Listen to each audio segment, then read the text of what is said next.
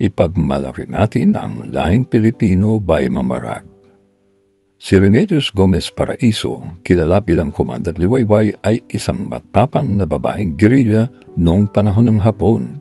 Tinagurin din siyang Joan of Arc. Tugong Mexico, Pampanga, isa siyang dating reyna ng kagandahan na piniling lumaban matapos patayin ng mga sundalong Hapon ang kanyang ama. Bilang bahagi ng hukbong bayan laban sa Hapon o Hukbalahap, pinangunahan niya ang mga labanan gamit ang kanyang lipstick at may dalang pabango. Ipinakita niya na hindi hadlang ang pagiging babae sa pagiging mandirigma.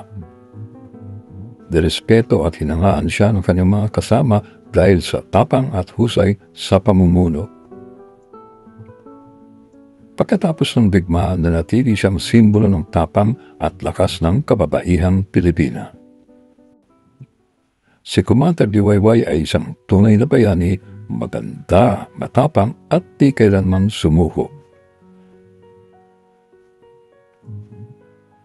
2 beses siyang nahuli ng pwersa ng gobyerno, subalit natatakasan niya ang mga ito. Pagkatapos ng digmaan, patuloy siyang nakibako upang kilalanin ang mga veterano ng HUK at ang kanilang mga pensyon.